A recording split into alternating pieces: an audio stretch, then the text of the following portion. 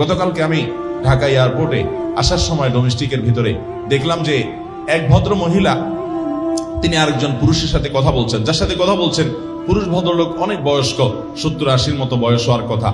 ওনার সাথে কথা বলছেন যে ভদ্র মহিলা, উনি অনেক বয়স্কা, আমার পাশেই।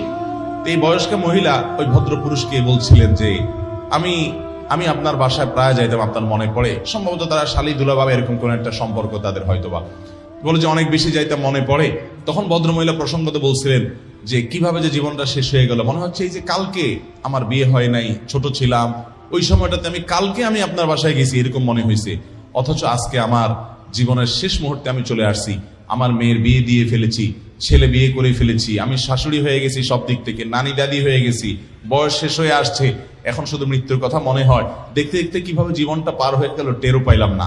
দেখেন, যার যে বয়স আছে, আমাদের যার যে বয়স আছে, আপনারা সবাই লক্ষ্য করেন, মনে হবে যে এই কয়দিন আগে ছোটবেলায় ছিলাম, এই কয়দিন আগে পোলাপানের মতো খেলছিলাম। দেখতে দেখতে 30, 40, 50, 60 বছর শেষ হয়ে গেছে, চোখের পলকে শেষ হয়ে গেছে।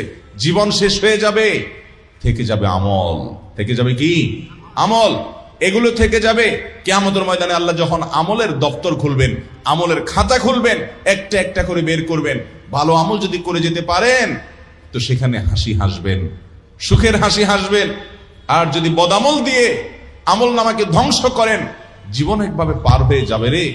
কিন্তু মৃত্যুর পরে যখন সেগুলোর কারণে শাস্তি দেখতে পাবেন, তখন আফসোস করবেন, কিন্তু আর দুনিয়াতে ফিরে আসার সুযোগ থাকবে।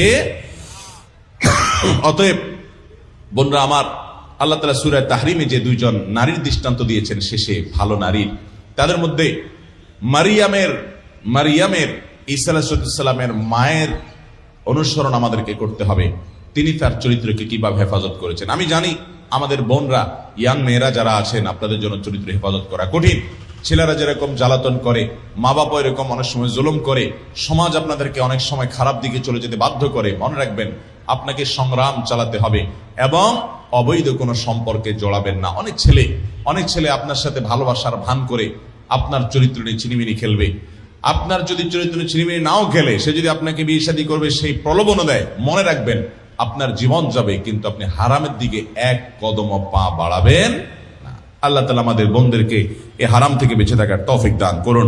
আল্লাহ তাআলা বলেছেন মারিয়াম সম্পর্কে যে তিনি তার ইজ্জতকে, সম্ভ্রমকে হেফাজত করে রেখেছেন এবং চরিত্রকে নষ্ট হতে দেন নাই। ফানাফাখনা ফীহি মির রূহিনা, আল্লাহ তাআলা বলেছেন আমার রূহ সরাসরি আমি ফুৎকার দিয়েছি তার মাঝে, যার কারণে তার মাধ্যমে তার গর্ভে ঈসা আলাইহিস সালামের মতো সন্তানের জন্ম হয়েছে, এত বড় নবী রাসূলের জন্ম হয়েছে। ওয়াসাদ্দাকাত বিকালিমাতি রাব্বিহা।